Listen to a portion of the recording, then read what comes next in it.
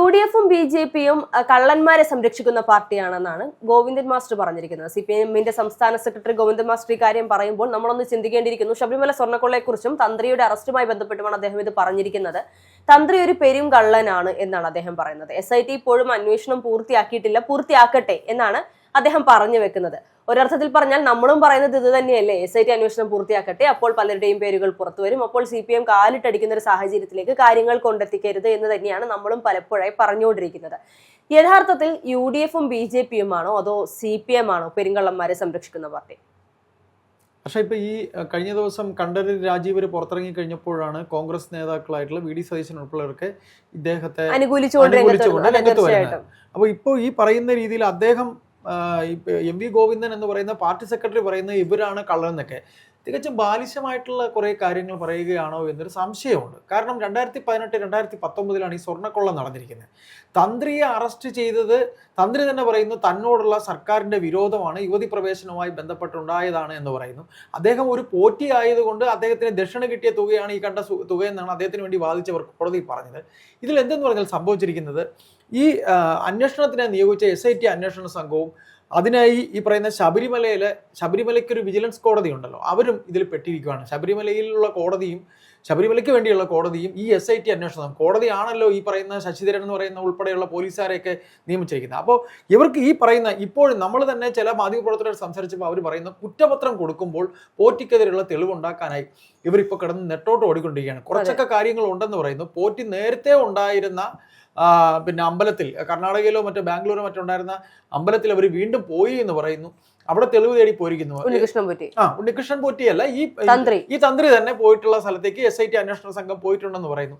ഇതിൽ ഹർഷ നമുക്ക് മനസ്സിലാക്കാനുള്ളത്, SIT അന്വേഷണ സംഘത്തിന് ഒരിക്കലും സാമ്പത്തിക തട്ടിപ്പ് കാര്യങ്ങൾ കണ്ടെത്താൻ പോയാൽ അവർക്ക് അതിൽ നിന്നും ഒരു കുറ്റപത്രം തയ്യാറാക്കാനുള്ള കാര്യങ്ങൾ എഴുതി ചേർക്കാൻ കഴിയുമെന്ന് തോന്നുന്നില്ല. SITക്ക് കുറെ പരിമിതികളുണ്ട്. Investigation team, special investigation team സർക്കാരല്ല കോടതി നിയോഗിച്ചത്. നേരെ മറിച്ച് ED ആണ് എന്നുണ്ടെങ്കിൽ EDക്ക് കുറേയധികം കാര്യങ്ങൾ ED വന്നിട്ടുണ്ടല്ലോ. ഇപ്പോൾ ED രംഗപ്രവേശനം ചെയ്തു നമ്മൾ കണ്ടിരുന്നു. അതിനുശേഷം ഈ പറയുന്ന തന്ത്രിക്കും അതുപോലെ N വാസുവിനൊക്കെ ED സമ്മൻസ് അയച്ചിട്ടുണ്ടെന്നുള്ള വാർത്തകൾ സജീവമായി വരുന്നു. പക്ഷേ ഗോവിന്ദ മാസ്റ്റർ ഇതൊന്നും അറിഞ്ഞിട്ടില്ല. അദ്ദേഹം പറയുന്നത് ED അന്വേഷണം തുടങ്ങട്ടെ, ED വന്നിട്ടില്ല, ED കറക്റ്റ് എനിക്ക് പറയാൻ പറ്റില്ല. അതായത് CPM എന്ന് പറയുന്ന പാർട്ടിയാണോ കാട്ടുകള്ളന്മാർ, അവരല്ലേ ഇത് ചെയ്തതെന്നാണ് എന്നോട് ചോദിച്ചത്. സത്യം പറഞ്ഞാൽ ഇതിനകത്ത് സംഭവിച്ചിരിക്കുന്നത് CPM എന്ന് പറയുന്ന പാർട്ടിക്ക് പറ്റിയ വീഴ്ച അവർ മറ്റു രാഷ്ട്രീയ പാർട്ടികളിലേക്ക് മാറ്റി ചാർത്താനുള്ള ഒരു ശ്രമമാണ് നടത്തുന്നത്. കാര്യം ഈ അടുപ്പിച്ച് 2 വർഷം ഭരിച്ചത് ഇവരാണ്. ഈ അടുപ്പിച്ച് 2 വർഷം ഭരിച്ചപ്പോഴും ആ കാലയളവിനകത്തുണ്ടായിരിക്കുന്ന വിഷയങ്ങൾ പിന്നെ എങ്ങനെ കോൺഗ്രസിന്റെ മേത്തേക്ക് കൊണ്ടുവെക്കാൻ പറ്റും? അതാണ് സംശയം. അതാണ് ഇന്നലെ നമ്മൾ തമ്മിൽ സംസാരിച്ചപ്പോൾ തന്നെയാണെന്ന് തോന്നുന്നു. പ്രയാർ ഗോപാലകൃഷ്ണന്റെ കാര്യം, നിങ്ങൾ മരണപ്പെട്ടു പോയ പ്രയാറിന്റെ കാര്യം പറഞ്ഞു, ഇവർ അജയ് തറയിലിന്റെ കാര്യം പറഞ്ഞു, അന്വേഷണം പോയി കൊടിമരത്തിൽ വരെ നിന്നു. കാര്യം ഈ കഴിഞ്ഞ തെരഞ്ഞെടുപ്പിൽ പോറ്റിയെ കയറ്റിയെ സ്വർണ്ണപ്പാളികൾ പിന്നെ കൊണ്ടുപോയത് ആരാണ്? സഖാക്കളാണ് അയ്യപ്പ എന്ന് പറഞ്ഞ് കേവലം ഒരു പാട്ടിൽ ഈ പറയുന്ന രീതിയിൽ അസഹിഷ്ണുക്കളായി ആ പാട്ട് എഴുതിയവരെ അറസ്റ്റ് ചെയ്യാനും അതിന്റെ പിറകെ പോയതും CPM ആണ്. അപ്പോൾ അത്തരത്തിൽ ശബരിമല സ്വർണ്ണക്കൊള്ള തന്നെയാണ് ഇപ്പോൾ ഈ പറയുന്ന തെരഞ്ഞെടുപ്പിലും ഈ പറയുന്ന ചർച്ചയാകാൻ പോകുന്നത് എന്ന് കരുതിയുള്ള വല്ലാത്ത തത്രപ്പാടാണ് ഇവരോട് കാണിച്ചുകൊണ്ടിരിക്കുന്നത്. അതെ, ഗോവിന്ദ മാസ്റ്റർ പറയുന്ന കുറെ കാര്യങ്ങൾ നമുക്ക് അംഗീകരിക്കാനേ പറ്റുന്നില്ല. കാരണം കുറെ കാര്യങ്ങളെന്നല്ല, എല്ലാം തന്നെ അംഗീകരിക്കാൻ MV ഗോവിന്ദൻ എന്ന് പറയുന്ന സംസ്ഥാന സെക്രട്ടറി ഒരു തീർത്തും പരാജയമാണ് എന്നുള്ളതാണ് അദ്ദേഹത്തിന്റെ പല സ്റ്റേറ്റ്മെന്റുകളിലും ഈ നടത്തുന്ന യാത്രക്കിടെ അദ്ദേഹത്തിന്റെ പത്രസമ്മേളനങ്ങളൊക്കെ തന്നെ അട്ടർ ഫ്ലോപ്പാണ്. ഇപ്പോൾ ഇദ്ദേഹം പറഞ്ഞൊരു പ്രധാനപ്പെട്ട മറ്റൊരു കാര്യമുണ്ട്. അതായത് കഴിഞ്ഞ വണ്ടാനം മെഡിക്കൽ കോളേജിൽ നമ്മൾ കഴിഞ്ഞ ദിവസങ്ങളിൽ ചർച്ച ചെയ്ത ആ ഒരു കത്രിക വയറിൽ കുടുങ്ങിയ സ്ത്രീയുടെ കാര്യം പറഞ്ഞല്ലോ, അതുപോലും ഒറ്റപ്പെട്ട സംഭവമാണെന്നാണ് അദ്ദേഹം പറയുന്നത്. ഇതുപോലെ എത്ര ഒറ്റപ്പെട്ട സംഭവങ്ങൾ CPM-നകത്ത് നടക്കുന്നു. അതായത് ഓരോ തവണ നടക്കുമ്പോഴും അതെല്ലാം ഒറ്റപ്പെട്ട സംഭവമാക്കി ന്യായീകരിക്കുന്ന ഒരു സാഹചര്യത്തിലേക്ക് CPM നേതാക്കന്മാർ മാറിയിരിക്കുകയാണ്. ചുമ്മാതല്ല ഇദ്ദേഹത്തെ കോമാളിയാണെന്ന് ചില നേതാക്കന്മാർ വിളിച്ചത്. അതിൽ നമുക്കിപ്പോൾ തെറ്റ് പറയാൻ സാധിക്കില്ല. കോമാളി എന്നുള്ള പരാമർശം മാറ്റി നിർത്തിയാൽ അദ്ദേഹത്തിന്റെ ഓരോ നീക്കങ്ങളും അങ്ങനെ വിളിപ്പിച്ചു പോവുകയാണ് എന്നുള്ളതാണ് യാഥാർത്ഥ്യം. ഇപ്പോൾ ഈ പറയുന്ന ശബരിമല സ്വർണ്ണക്കൊള്ളയിൽ എങ്ങനെയും കോൺഗ്രസിനെ കുറ്റക്കാരനാക്കാം, എങ്ങനെയും കോൺഗ്രസിനെ തെറ്റുകാരാക്കി മാറ്റാം എന്നുള്ളത് ഒരു ദുരുദ്ദേശം തന്നെയാണ് ഇപ്പോൾ ഇദ്ദേഹം നടത്തിക്കൊണ്ടിരിക്കുന്നത്. ഇപ്പോൾ ഇദ്ദേഹം ഇത് പറയുമ്പോൾ ഈ പറയുന്ന ഈ തെറ്റുകാരെ, കുറ്റക്കാരെ, കൊള്ളക്കാരെ സംരക്ഷിക്കുന്ന പാർട്ടിയാണ് UDF എന്ന് അദ്ദേഹം പറയുമ്പോൾ ഒന്ന് ചിന്തിക്കണം. ശബരിമല സ്വർണ്ണക്കൊള്ള കേസിൽ ഇത്രയും 90 ദിവസത്തിന് മുകളിൽ ജയിലിൽ കിടന്നിരുന്ന, ഇപ്പോഴും ജയിലിൽ കിടക്കുന്ന പലരും CPM-ന്റെ ഭാഗമായി തന്നെ ഇപ്പോഴും തുടരുകയാണ്. എന്തുകൊണ്ട് ഇവർക്കെതിരെ നടപടി എടുക്കുന്നില്ല? എന്തുകൊണ്ട് ഇവരെ ഇവരെ പാർട്ടിയിൽ നിന്ന് മാറ്റി നിർത്തുന്നില്ല. ചെറുതായ ഒരു സസ്പെൻഷൻ പോലും നൽകാതെ, പ്രാഥമിക അംഗത്വത്തിൽ നിന്ന് മാറ്റി നിർത്തുക എന്നതിനേക്കാളുപരി സസ്പെൻഷൻ പോലും നൽകാതെ മാറ്റി നിർത്താൻ തയ്യാറാകാതെ CPM ഇരിക്കുന്നുണ്ടെങ്കിൽ CPM തന്നെയാണ് കൃത്യമായി കള്ളന്മാരെ സംരക്ഷിക്കുന്ന പാർട്ടി എന്ന് ജനങ്ങൾക്ക് ബോധ്യമുണ്ട് എന്നുള്ളതാണ് യാഥാർത്ഥ്യം. അല്ല, ഈ പറയുന്ന രീതിയിൽ ഞാൻ ഇടയ്ക്കെന്ന് പറഞ്ഞിട്ടുണ്ട്, അതായത് ഈ സോണിയാഗാന്ധിയെ കാണാൻ ഈ പോറ്റി പോയി എന്നുള്ള വിഷയം തന്നെ ഇവർ നിയമസഭയിൽ അവതരിപ്പിച്ച് അത് തന്നെ പരാജയപ്പെട്ട ഒരു സംഗതിയാണ്. കാര്യം ഈ പ്രതിപക്ഷം പറഞ്ഞല്ലോ, അന്വേഷണത്തിൽ പോട്ടെ, CBI അന്വേഷിച്ചോട്ടെ, ED അന്വേഷിക്കട്ടെ, SIT അന്വേഷിക്കട്ടെ, സോണിയാഗാന്ധി ചോദ്യം ചെയ്യണോ, ചോദ്യം ചെയ്തോളൂ, അടൂർ പ്രകാശിനെ ചോദ്യം ചെയ്യണോ, ചോദ്യം ചെയ്തോളൂ, ചോദ്യം ചെയ്തു, എന്ത് കിട്ടി SITക്ക്? ഒന്നും കിട്ടാത്തത് കൊണ്ടാണല്ലോ അദ്ദേഹം ഇപ്പോഴും കുറ്റക്കാരനല്ലാതെ പുറത്തിറങ്ങുന്ന ഒരു സാഹചര്യം നമ്മൾ കണ്ടത്. SIT ചോദ്യം ചെയ്ത ഭൂരിഭാഗം ആളുകളും അകത്ത് പോകുമ്പോൾ വളരെ ചുരുക്കം 1-2 പേർ മാത്രമാണ് പുറത്തിപ്പോഴും നടക്കുന്നത്. അതിൽ CPMന്റെ സ്വന്തം ആളായ മുഖ്യമന്ത്രി പിണറായി വിജയന്റെ സ്വന്തം അടുത്ത സുഹൃത്തായ കടകംപള്ളി സുരേന്ദ്രനും പിന്നെ അടൂർ പ്രകാശുമാണ്. ഒരുപാട് ശ്രമിച്ചു അടൂർ പ്രകാശിനെ തെറ്റുകാരനാക്കാനും, ഒരുപാട് ശ്രമിച്ചു അടൂർ പ്രകാശിനെ പ്രതിയാക്കി മാറ്റാൻ വേണ്ടി. പക്ഷെ ഒന്നും നടന്നില്ല എന്നുള്ളതാണ് യാഥാർത്ഥ്യം. അതിനുശേഷം സോണിയാഗാന്ധിയുടെ സഹോദരിയുടെ ഇറ്റലിയിലുള്ള ഈ പറയുന്ന പുരാവസ്തു കച്ചവടമുണ്ട്, അവിടെ പോയി അന്വേഷിച്ചു നോക്കൂ എന്ന് പറഞ്ഞ എത്രയോ ബാലിശമായ ഒരുപാട് ന്യായീകരണങ്ങൾ അവർ നിരത്തി നോക്കി. എന്തുണ്ടാക്കി? ഒന്നും ഉണ്ടായില്ല.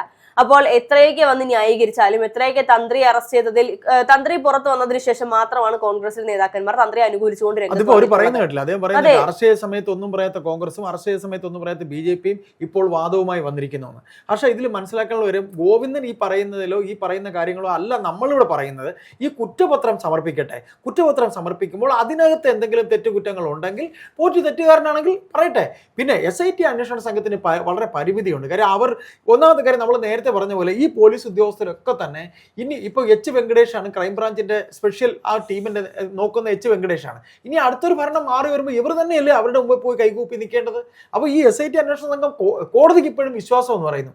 പക്ഷേ ഈ പറയുന്ന അവരുടെ നേതാക്കൾ ഇപ്പൊ പത്മകുമാറിന് പങ്കുണ്ടോ എന്നുള്ള പോലും കുറ്റപത്രം ചെന്നാലേ കറക്റ്റായിട്ട് അറിയാൻ പറ്റൂ. പത്മകുമാർ പറയും ഇത് ആരുടെ അനുവാദം പൂർണ്ണമായി തനിക്ക് കിട്ടിയിട്ടാണ് ഈ പാളി ഇവിടുന്ന് കൊണ്ടുപോയത്, ആ സ്വർണം കൊണ്ടുപോയിട്ട് അത് തിരിച്ചു കൊണ്ടുവന്ന് ചെമ്പാക്കി വെച്ചത് സംസ്ഥാന സർക്കാർ അറിഞ്ഞോ, അന്നത്തെ മന്ത്രി കടകംപള്ളി അറിഞ്ഞോ? ഇങ്ങനെയുള്ള കാര്യങ്ങളൊക്കെ കുറ്റപത്രത്തിലേ വരുള്ളൂ.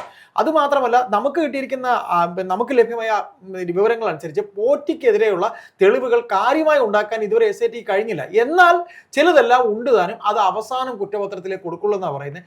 വീണ്ടും ഇവർ പോറ്റി ഉണ്ടായിരുന്ന സ്ഥലങ്ങളിൽ പോറ്റിയുടെ സമ്പാദ്യം പോറ്റിയുടെ ബാങ്കിലേക്ക് ഒക്കെ പോകുമെന്ന് പറഞ്ഞാൽ, ഒരു പോറ്റി എന്ന് പറയുമ്പോൾ അദ്ദേഹം അയ്യപ്പ ക്ഷേത്രങ്ങളിൽ എവിടെയൊക്കെ കേരളത്തിലെ ലോകത്ത് എവിടെയൊക്കെ ഉണ്ടോ അതിൻ്റെ എല്ലാ കാര്യങ്ങളും നോക്കുന്ന ഒരാളെന്ന രീതിയിലാണ്. നമ്മുടെ ഹിന്ദു കസ്റ്റം അനുസരിച്ച് ഒരു പൂജയ്ക്ക് ഒരു വീട്ടിൽ ഒരു ബ്രാഹ്മണ പോറ്റി ഇദ്ദേഹത്തെ വിളിച്ചാൽ അദ്ദേഹത്തിന് കൊടുക്കുന്ന ദക്ഷിണയാണ്. ആ ദക്ഷിണ കോടിക്കണക്കിന് ഉണ്ടാകുമായിരിക്കും. അതെല്ലാം ഏത് പാളി കൊണ്ടുപോയി ചെയ്തതാണോ? ഇപ്പൊ അവർ കണ്ടെത്തുന്ന ഏക തെറ്റെന്ന് പറഞ്ഞാൽ ഇവർ പറയുന്നത് അനുജ്ഞയാണ് പറയുന്നത്. അനുജ്ഞ അദ്ദേഹം കൊടുത്ത അനുജ്ഞയെ സംബന്ധിച്ചുള്ള വിഷയമാണ് പറയുന്നത്. ഏതായാലും ഈ പറയുന്ന രീതിയിൽ പോറ്റിയെ കൂടെ വിട്ടു കഴിയുമ്പോൾ പോറ്റിയെ പിടിച്ചത് ഒരു പ്രതീകാത്മകം എന്നാണ് CPMന്റെ ഒരു പറച്ചിൽ എന്ന് പറയുന്നത്. പോറ്റിയെ വേറെ ആരും പിടിക്കാത്ത പോറ്റിയെ ഞങ്ങൾ പിടിച്ചു എന്ന അത് അവർ പ്രതീകാത്മകമെന്ന രീതിയിലാണ് പറയുന്നത്. ശബരിമല മേൽശാന്തി അവർക്ക് ദൈവമില്ല. ഇവിടെയാണോ നിങ്ങൾ കണ്ടിട്ടുണ്ടോ ഇവരുടെ ഏതെങ്കിലും മന്ത്രിമാർ ഇരിക്കുന്ന കടകംപള്ളി ഒരു പ്രാവശ്യം എന്തോ പോയി തൊഴുതു എന്നു തോന്നുന്നു. മന്ത്രി രാധാകൃഷ്ണൻ ക്ഷേത്രത്തിന്റെ നടയിൽ പോയിട്ട് ശബരിമല പോയിട്ട് കയ്യിൽ ഒഴിച്ചു കൊടുത്ത പുണ്യവെള്ളം നിലത്തേക്ക് ഒഴിച്ച ആളാണ്. വേറെ ആരുണ്ട് തൊഴുതു നിന്നിട്ടുള്ളത്? എനിക്കറിയില്ല. ഇവരൊക്കെ ദൃഢപ്രതിജ്ഞ ചെയ്യുന്ന ആൾക്കാരാണ്, ദൈവനാമത്തിൽ പ്രതിജ്ഞ ചെയ്യുന്നവരല്ല.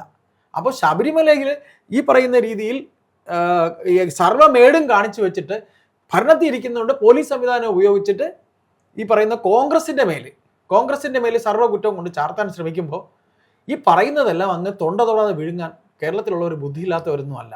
കണ്ട യാത്രയൊക്കെ നടത്തി ഈ സഞ്ചരിച്ച് ചിലപ്പോൾ കിളി പോയിരുന്ന് പറയുന്നതായിരിക്കാം എന്ന് മാത്രമേ ഗോവിന്ദ മാഷിന്റെ ഇത്തരം ജൽപ്പനങ്ങളെ നമുക്ക് കാണാൻ കഴിയൂ.